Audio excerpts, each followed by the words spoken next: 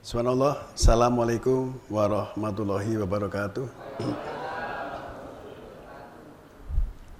Semangat, sudah sarapan semua ya? Alhamdulillah, pada pagi hari ini kita berjumpa kembali di ruangan ini dalam rangka kita belajar bersama-sama. Saudara sekalian, nanti yang dikatakan Pak Gianto tadi, hari raya Idul Adha atau Kurban itu tanggal 17 Juni ya, kalender kita. Sekarang sudah tanggal 2, berarti kurang 15 hari lagi. Nah, saudara sekalian, memang begini ya, di dalam satu aktivitas apapun mesti ada yang pro, ada yang kontra, itu biasa.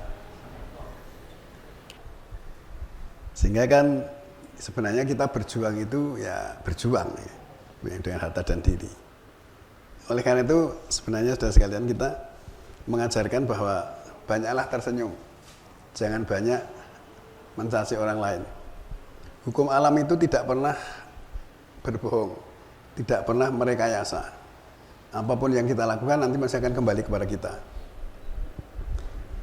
Di dalam Al-Quran itu kan, ma asobaka min hasanatin fa min Allah. Apapun yang menimpa kamu dari kebaikan itu dari Allah. Tapi wa ma asobaka min sayyatin fa min nafsik. Dan apapun yang menimpa kamu dari kejahatan dari dirimu sendiri. Tadi kebaikan ya. Ma asobaka min hasanatin baik. Apapun yang menimpa kamu dari kebaikan dari Allah. Tapi apa yang menimpa kepadamu dari kejahatan itu dari dirimu sendiri. Nah, sehingga kita harus sadar itu. Ya. Kalau misalnya saya kan dulu pernah ini ya ngomong waktu Tanjung Anom, seandainya seluruh jamaah yang setiap hadir hari Selasa itu 500 lebih, semuanya bubar, saya akan tetap sendirian, saya berpegang teguh pada Al-Quran. Saya pernah bilang begitu. Ya, nanti akan didatangkan lebih banyak lagi yang lebih taat gitu. Nabi Muhammad ketika di Mekah diusir, diperangi, kemudian hijrah ke Madinah juga masih diperangi terus. Ya, tapi ya tetap berjuang. Tapi ternyata kenapa setelah beliau meninggal kok boleh lah, kok taatnya tenan-tenan loh, gambarnya digawe karikaturnya nesu. Loh, waktu dulu diusir sana sini nggak pernah berjuang, nggak pernah membela. Ya, sama itu perjuangan itu dari dulu begitu, sejak zaman Nabi Adam, Idris, Nuh dan seterusnya. Semua nabi diperlakukan hal yang sama.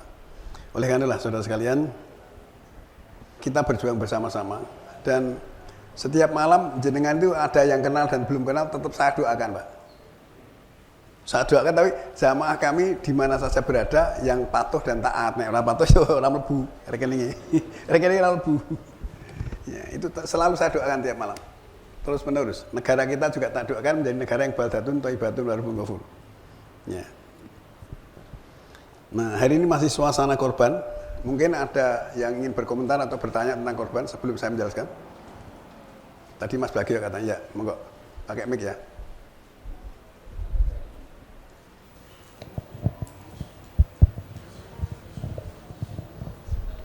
Assalamualaikum warahmatullahi wabarakatuh. Waalaikumsalam.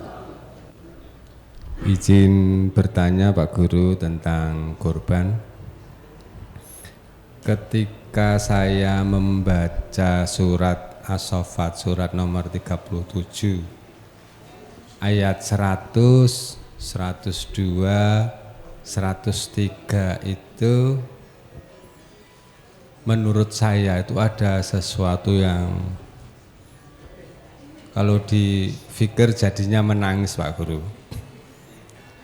Dimulai ayat 100 itu Nabi Adam berdoa, Nabi Ibrahim berdoa mohon keturunan yang soleh, kemudian dikabulkan di ayat 101. Nah, di ayat 103 itu ketika anaknya sudah bisa diajak kerjasama, Nabi Ibrahim menerima perintah, menurut saya menerima perintah, dan itu nanti ditegaskan ketika Ismail menjawab itu kan berarti Nabi Ibrahim itu menerima perintah yang supaya menyembelih. Maka ketika membaca ayat itu, ketika pikiran kita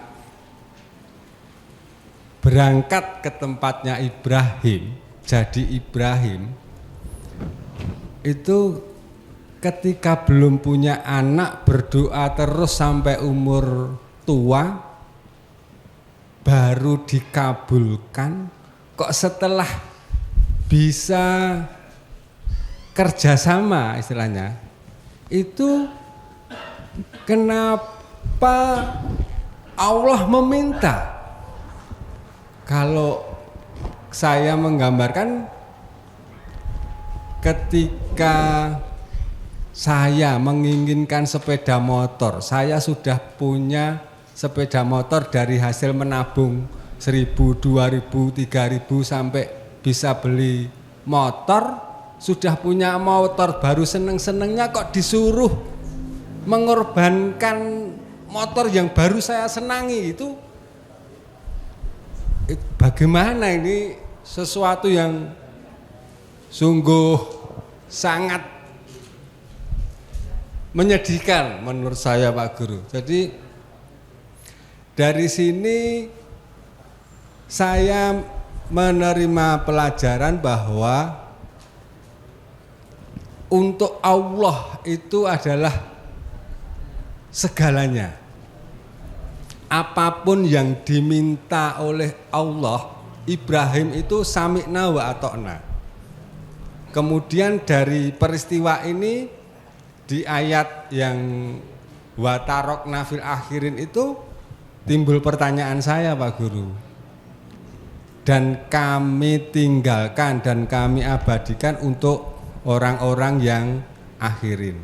Lah, yang ditinggalkan atau yang diabadikan itu proses penyembelihan korban ataukah nilai bahwa berkorban untuk Allah itu kalau Allah menginginkan ya sami'na wa ata'na. Yang bagaimana itu Pak Guru? Yang diabadikan itu Pak Guru. Terima kasih. Ya, begini.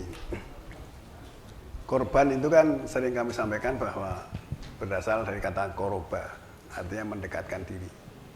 Korban itu bukan menyembelih. Koroba itu mendekatkan diri. Mendekatkan diri kepada Allah. Monggo Pak, ingkang sampun yang nembe rawuh.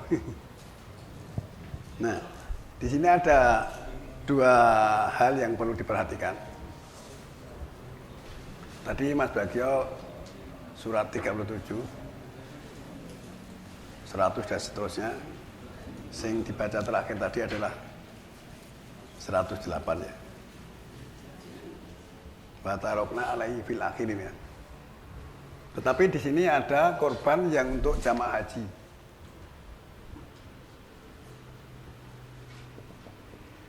Surat kedua ayat 196. Mungkin kita baca surat kedua 196 dulu. Walaupun ayat ini sudah sering kita bahas, tapi mungkin ada juga yang belum tahu supaya tahu. Wa atimul hajja wal umrota lillah, dan sempurnakan haji dan umroh untuk Allah. Nah, kalau sempurnakan haji dan umroh untuk Allah itu selama ini kalau orang yang haji atau umroh itu bukan untuk Allah, untuk siapa? Untuk Hajar Aswad, ya. Ini tawaf itu pas lurus dengan Hajar, dada sun jauh. Kalau bilang Allah Akbar, kan berarti bukan untuk Allah kan? Padahal sempurnakan haji dan umroh untuk Allah. Ada yang begitu dulu kalau pas tawaf berangkat ke sana, dada, cium tangan. Semua enggak, saya enggak kok. Nah, ini sebenarnya pelajarannya begitu, itu harus kita pelajari. Kita sendiri juga harus meneliti gitu maksudnya. Kan ayat banyak mantan, tidakkah kamu perhatikan? Tidakkah kamu lihat? Itu kan banyak sekali Pak ayatnya. Perhatikan, diperhatikan satu persatu. Kok kayak gini rasa cocok ya? misalnya gitu. Nah, ini nanti akan kita lihat dulu. Ya. Sempurnakan haji dan umroh untuk Allah. Fa in uksirtum famastaisara minal hadi. Maka siapa yang atau kamu ketika dalam keadaan kesulitan, maka yang mudah dari korban, supaya segera berkorban yang mudah didapatkan dalam keadaan sulit. Sulit itu misalnya ya, suasananya dalam galau ya, ada peperangan, ada bencana, ada mara bahaya yang lain, kan sering ya terjadi seperti dulu COVID misalnya. Itu kan malah tidak boleh ke sana waktu ya. Terus kemudian wala tahliku ru'usakum hatta yablugul hadyu mahila. Jangan cukur kepalamu, bukan jangan cukur rambutmu. Jangan cukur kepalamu hingga korban datang pada tempat yang ditentukan. Kenapa kok cukur kepala, bukan cukur rambut? Dan pamannya mau ngeranti rambut piye cukure? Kan ada yang botak, Mak. Nyukurnya gimana? Maka jangan cukur kepalamu sebelum korban datang pada tempat yang ditentukan. Ini nanti ada hubungannya ini, korban ini. Terus kemudian faman kana minkum maridon, maka dari kamu siapa dari kamu yang sakit, au bihi adam wirosihi, atau ada gangguan di kepala. Fafid yatun min siyamin, maka tebusannya, penggantinya adalah siam, puasa. Au sodako tidak atau sodako, au nusuk atau ibadah yang lain. Di sini tidak, ya. Kalau dari kamu sakit dan sebagainya tadi tidak disuruh menyembelih domba itu tidak. Puasa, kemudian sodako atau ibadah yang lain. Faida amintum, maka ketika kamu dalam keadaan aman, faman tamata bil umroti ilal haji, maka siapa yang melengkapi dengan umroh sampai pada haji, famas taisara mil haji, berarti kan ayatnya boleh toh. Umroh nang kono iki engko 10 dina kas haji. Ya, umroh. Misalnya 10 hari lagi musim haji. Menurut ayatnya boleh kan? Faman tamata bil umrati ilal haji, famas taisara minal haji. Siapa yang melengkapi dengan umroh sampai pada haji, maka hendaklah berkorban yang mudah didapatkan. Terus kemudian famalam yajidlah, siapa yang tidak mendapatkan korban tadi, fasiyamu salah satu ayamin fil haji, berpuasa 3 hari ketika haji, wasab atin idza rajatun, dan 7 hari ketika sudah pulang ke rumah. Tilka asaratun kamilah, itulah 10 hari yang sempurna. Saya meneliti, hampir saya belum pernah ketemu orang yang berangkat haji, puasa 3 hari, sampai rumah puasa 7 hari, itu saya belum pernah ketemu, kecuali satu, Pak Sanityoso itu dulu adalah, sekarang sudah pensiun, Kepala Dinas Perhubungan Kabupaten Karanganyar. Ya Pak, jangan usah, ya saya mulai 3 hari sini, karena tidak sempurna, tidak mendapat korban yang untuk diingin. Nah, tetapi mosok sak dunia itu orang ngerti kabeh ayat iki. Ya, kan yang melakukan sedikit Pak, karena kurang perhatian tadi. Kemudian tilka asal kamilah ya. Dalika liman ya, ini itulah bagi orang-orang yang bukan penduduk Mekah. Kalau orang Mekah kan tidak wajib haji kan, hanya umroh. Pengertian ayat ini harus kita pahami dulu, bahwa haji itu ternyata juga ada umroh. Tetapi saya sudah membahas masalah pengertian haji secara spiritual, pengertian korban secara spiritual. Nanti jangan lihat di YouTube ya. Itu saya pahami berdasarkan ini. Kalau ini tadi milah Ibrahim ya, mengikuti milah Ibrahim.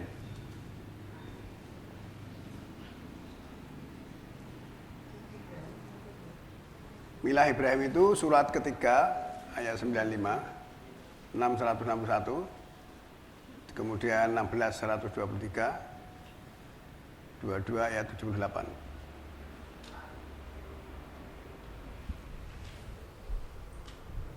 Nah, selama ini justru milah Ibrahim tidak pernah dibahas.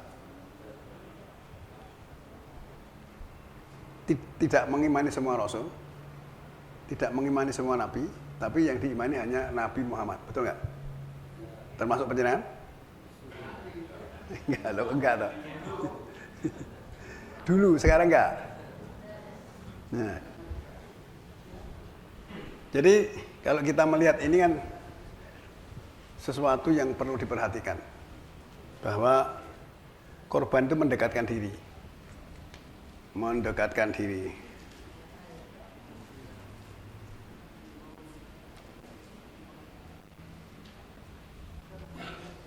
Terus seandainya korban binatang ternak, itu yang berhak untuk menerima adalah orang-orang fakir-fakir sengsara dan orang yang minta-minta. Selama ini sing dikai sing wong sugih-sugih. Kira-kira melanggar ayat enggak? Berarti termasuk jenengan melanggar toh?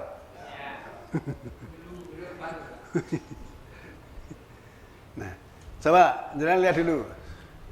Surat 22 ayat yang ke-36. Wal budna ja'alnaha lakum min sa'illah. Dan binatang-binatang korban itu kami jadikan sebagai syiar Allah. Lakum fiha koin, bagimu padanya ada kebaikan. Fadkurus maullahi alaiha sawafa. Sawaf itu kan barisan, Pak. Sing tahu dadi imam mesti madhep ning makmum. Sawu sufufakum. Sawaf, luruskan barisan. Sawu sufufakum fa inna tasfiyat sufi iqamati shalah. Jadi maka sebutlah nama Allah atasnya ketika sedang dibariskan.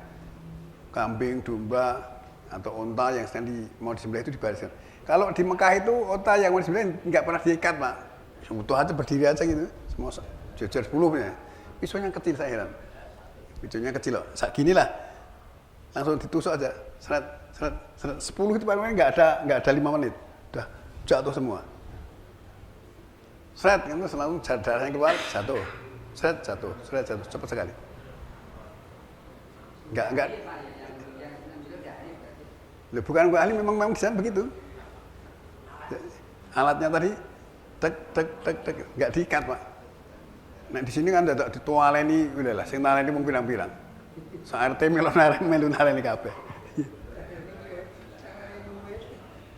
Terus faida wajabat junubuha fakulu minha wa atimul qani'a wa bal muqtar.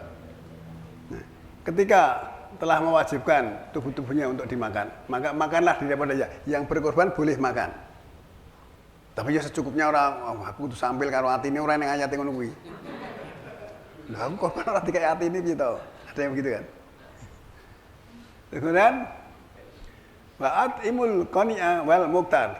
Nah, dan beri makanlah orang-orang yang minta-minta dan kekurangan. Ya. Awake dhewe korban gak awake dhewe tok. Saya ditarik korban tak kayak satpam, Pak. Karena saya sudah 20 tahun lebih tidak pernah mengkonsumsi daging sembelihan. Saya vegetarian. Ya. Maka sebenarnya dzalika sakhornaha lakum. Lakum taskur. Sepertilah kami edarkan dia bagi kamu, semoga kamu menghargai, mensyukuri dan menghargai. Nah, berarti sebenarnya ini adalah untuk orang-orang minta-minta.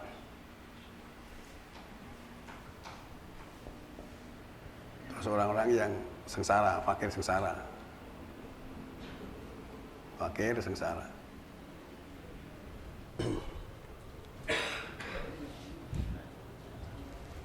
Tetapi penjenengan lihat sekarang surat 2237.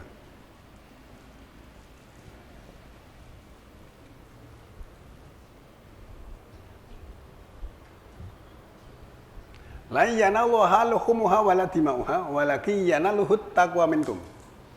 Tidaklah mencapai kepada Allah dagingnya dan tidak pula darahnya. Tetapi yang mencapai padanya adalah ketakwaan kamu. Kadzalika sakharaha lakum litukabiru ala ma hadakum. Di sini litukabiru ala ma hadakum itu dibaca semua. Aja takbir tok Allahu akbar Allahu akbar. Allahu akbar atas petunjuk. Berarti setelah korban selesai, setelah Idul Fitri tetap mengagungkan Allah itu terus menerus. Masa mau Allahu akbar gune korban karo arep Idul Fitri. Nah sini walituka bidola ala mahadakum sama nih gone puasa juga begitu nih surat ke-21 lewatnya walituk pitul idata walituka bidola ala mahadakum mesti gitu ayatnya. Orang berbesar Allah, Allah akbar enggak. Wa basyiril muhsinin, dan berilah kabar gembira bagi orang-orang yang berbuat baik. Allah tidak, saya sering mengatakan, Allah tidak mencintai orang-orang baik. Yang dicintai Allah adalah orang-orang yang berbuat baik. Berilah kabar gembira pada orang yang berbuat baik. Nanti ada wallahu yuhibbul muhsinin. Allah mencintai orang-orang yang berbuat baik, bukan wallahu yuhibbul muhsin, tidak. Nah, berbuat baik dengan orang baik itu beda loh. Nah iya dong, wah itu orangnya baik itu. Menang wae ora tahu apa-apa. Nah, artinya dia ada kesulitan yang tiba ora gelem nulungi itu berarti orang baik jane. Orang tahu ganggu wong itu. Tapi ternyata enggak mau berbuat baik. Ya Allah tidak suka pada orang yang tidak berbuat baik. Nah, ayat ini tidak pernah dibahas, Pak. Bahwa tidak akan sampai kepada Allah darah dan dagingnya, tetapi yang sampai kepadanya adalah ketakwaan kamu. Nah, takwa juga tidak pernah dibahas.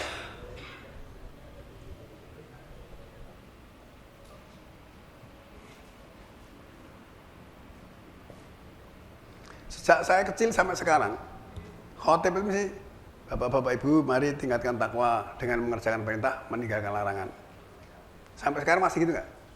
Nah, kira-kira nek jenengan dikasih tahu begitu terus tak berubah dari takwa? Atau saya ngomongin takwa nggak nek begitu? Saya pernah ya ada khotib, dia seorang tokoh.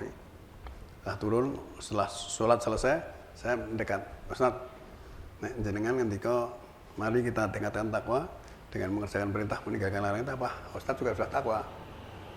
Wah, aja kok ngono kuwi, malah ngono gitu. Lah kenapa? Ngono yang dijawab ngono. Berarti jenengan belum takwa toh. Definisinya takwa apa, Ustaz? Aku ya ora ngerti kok. Jawabannya begitu. Sejak saya kecil dulu begitu. Monggo tingkatan Bapak Ibu dipun tingkatan takwa kanthi nindakaken dawuhipun Allah kan lan nebi menawa awisanipun ngono kuwi tok. Nah, takwa itu nek didefinisikan panjang, Pak. Saya sudah menulis bertakwa menurut Al-Qur'an ada 370 halaman. Masuk gur ngono tok. Nah. Sekali lagi, ini kita lihat lagi ya. 133 sampai 135.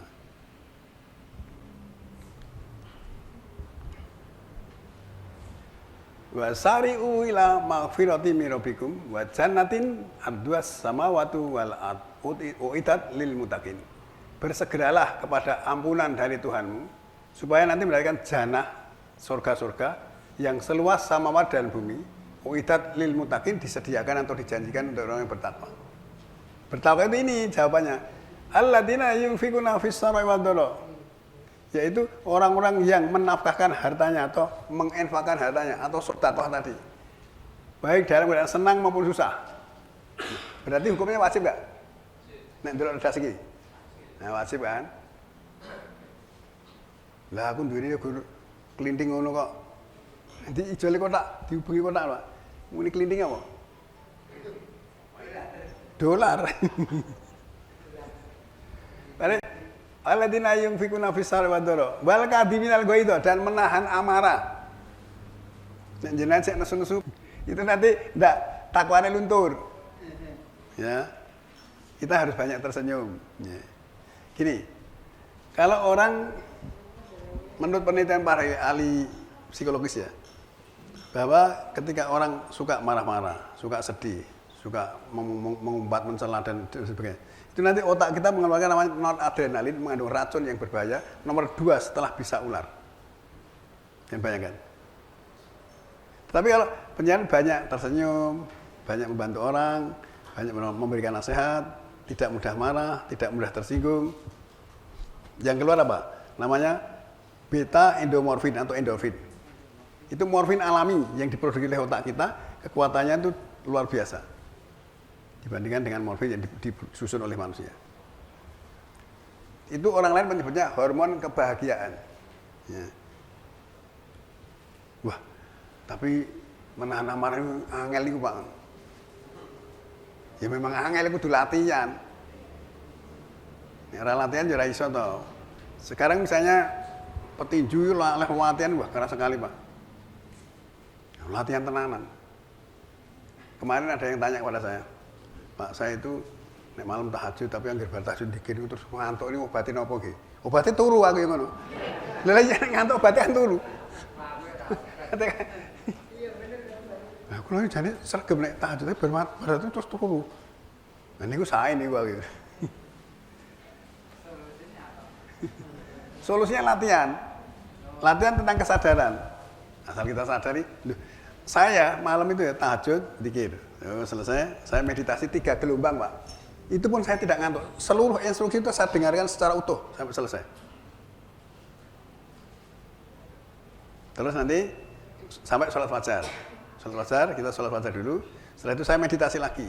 Lebih panjang itu. Itu juga saya dengarkan sampai selesai. Tidak didengarkan, terbukti nanti panjenengan linggih ini karo dingkluk orang ngerti bablas. Ya. Ya teta-tetanan itu. Malah delta ini malah. Kita perlu melatih diri ya. Kalau nggak bisa melatih ya nggak bisa, harus berani. Kita yang lebih penting sering bicara dengan diri sendiri. Ya, saya kan sering memberikan pelajaran. Meskipun saya merasa benci, dendam, sakit hati, marah, kecewa, dan hal-hal yang berkaitan dengan semua masalah itu, saya menerima dan menghargai diri saya seutuhnya. Lalu memutuskan untuk membuang semua emosi negatif itu sekarang dan sekaligus demi kebaikan dan kemajuan hidup saya. Itu selalu saya ucapkan setiap habis tahajud. Selalu saya ucapkan, tidak pernah lupa. Itu kita bicara dengan diri sendiri, Pak. Nah, jenengan sudah biasa berbicara dengan diri sendiri. Seperti kemarin, waktu Pak Dokter Hari tanya masalah proses kematian seperti apa. Anak angkat saya tak suruh gini, tak dunguk, sirah tidur, 1 detik tok tidur. Waktu di Tanjung Anom saya punya rekaman, jumlahnya ada 145. Saya pakai begini nih, pointer. Coba lihat pointer saya, tak hitung 1, 2, 3, 145 tidur semuanya sekaligus. Rekamannya masih ada. Itu kan karena kita sering berkomunikasi dengan diri kita sendiri. Nah, nek jenengan pengen duit lancar ya iso perintah awake dhewe. Wah, kula niki utange kathah malah ngono. Utange aja diomongke. Iya nanti. Kepada diri itu ngomong bahwa sesuatu yang ini gitu. Aja utange diomongke. Jadi kan itu memang perlu dilatih. Ya,